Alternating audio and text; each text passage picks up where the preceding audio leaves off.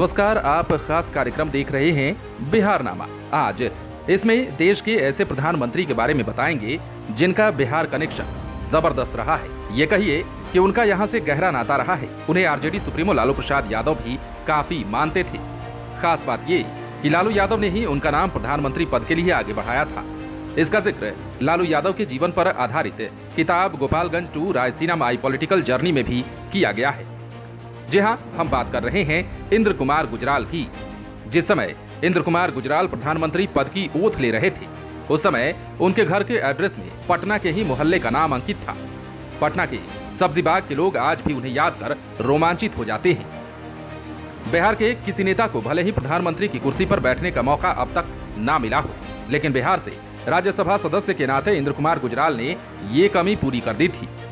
देश के 10वें प्रधानमंत्री के रूप में जब 1997 में वो शपथ ले रहे थे, उस समय बिहार से ही राज्यसभा सांसद थे और उनका एड्रेस पटना का ही था। दरअसल एचडी देवेगौड़ा जब प्रधानमंत्री बने थे, तब उनकी सरकार में इंद्र कुमार गुजराल विदेश मंत्री की कुर्सी पर थे। तब भी गुजराल साहब बिहार से ही राज्यसभा के सदस्य बने थे। वर्ष 1991 से 1998 तक उनके डाक का पता भी पटना ही था। इस दौरान संसद से उनके सारे लेटर सब्जी बाग वाले मकान के पते पर आते थे। उनके मकान मालिक का नाम अनवर अहमद था। उन्हीं के मकान को गुजराल साहब ने अपना सियासी ठिकाना बनाया था। अनवर अहमद तत्कालीन मुख्यमंत्री लालू प्रसाद यादव के काफी करीबी थे। बाद में अनवर अहमद एमएलसी भी बने। उन्हें राज्य मंत्री का दर्जा मिला था। तब अहमद के मकान में इंद्र कुमार गुजराल का नेम प्लेट लगा हुआ था। कहा जाता है कि 1997 में जब इंद्र कुमार गुजराल साहब प्रधानमंत्री बने तो सब्जी बाग में जश्न का माहौल था। आवाज वही था जैसे लोगों को लग रहा था कि उनके मोहल्ले का कोई आदमी पीएम बन गया हो। इतना ही नहीं, इंद्र कुमार गुजराल का मोहल्ले के कुछ लोगों से काफी गहरा लगाव भी हो गया था। प्रधानमंत्री बनने से पहले गुजराल साहब जब कभी पटना आते थे, वे सब्जी बाग वाले मकान पर जरूर जाते थे। उनका भोजन अहमद के घर पर ही होता था।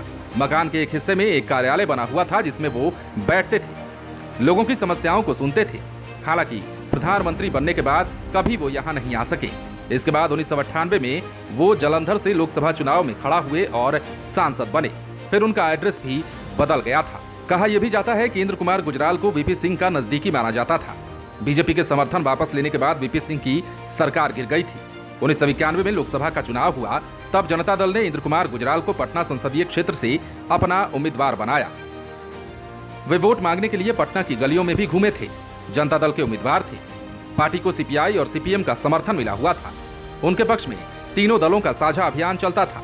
कॉलेज के दिनों में इंद्र कुमार गुजराल कम्युनिस्ट पार्टी के सक्रिय सदस्य हुआ करते थे, इसलिए वाम दल भी उनके चुनाव में दिलचस्पी ले रहे थे। वहीं गुजराल को लेकर पटना के वोटरों में जिज्ञासा भी थी। तब जनता दल से जुड़े नेता भी उन्हें बहुत अधिक जानते नहीं थे। तब नेता से लेकर कार्यकर्ता तक तत्कालीन मुख्यमंत्री लालू यादव से सवाल पूछते रहते थे कि ये कहाँ के हैं, किस बिरादरी से आते हैं। इस पर लालू यादव अपने अंदाज में जनता के सवालों का जवाब देते रहते थे।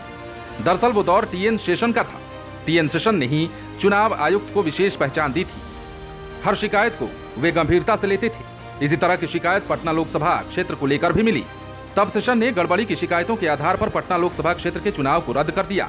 लेकिन बाद में जब दोबारा चुनाव हुआ तो इंद्र कुमार गुजराल उम्मीदवार नहीं बने। उस समय जनता दल ने रामकृपाल यादव को उम्मीदवार बनाया। वो जीत भी गए, लेकिन गुजराल साहब को संसद में भेजना लालू यादव के लिए प्रतिष्ठा की बात हो गई थी और इसी पर 1992 में उन्हें बिहार कोटे से राज्यसभा भी भेजा गया। खबरों में अन्य अपडेट्स के लिए आप बने रहें बिहार इन शॉर्ट्स के साथ।